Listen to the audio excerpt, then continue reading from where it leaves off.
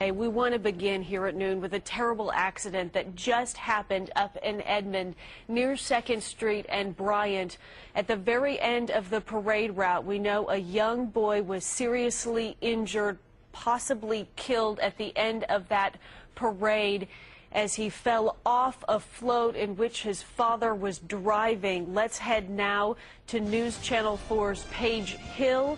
She is live in the area where this situation is just concluded. Paige, I know, has some new information for us from authorities who have been on this scene there. It is such a terrible situation on the 4th of July, Paige.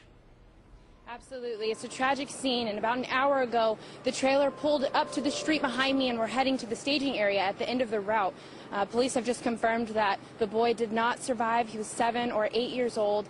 There was a nurse that was right behind him, and he and his father, who was driving the truck, came out and started to do CPR, and then officers took over whenever they got to the scene. We have a eyewitness who is here enjoying the parade, who has video of the boy being put into the ambulance.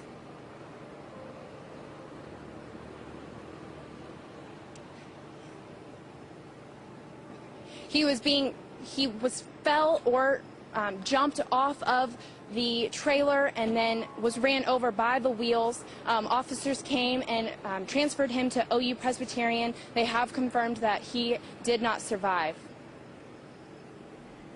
Paige, do you know anything about the young victim? We had heard you say 7 or possibly 8 years old. Do you know if he was on that float? We had heard that it was maybe a karate studio or something that was operating that float there.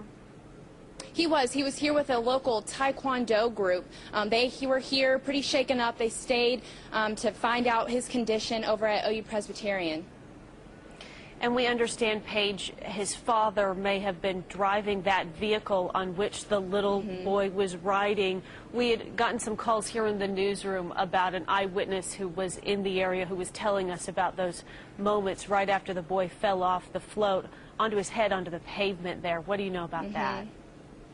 They were pretty shaken up. I mean, they stayed through the accident. They stayed here. They actually just left just to make sure to see what his condition was.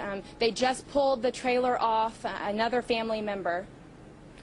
And do you know if other folks there at the parade are aware of the situation? I mean, it's such a happy time. It is the 4th of July, and this was right at the end of the parade route. As you've been gathering information from police and other spectators in the area, was this an incident that a lot of people saw there in Edmond, or do you think most folks aren't aware that it happened at the end of the parade route? I don't think most folks are aware that it happened. They are actually right around the corner from the staging area, so they were out of the viewing area of the parade. The only people that were here were LibertyFest officials.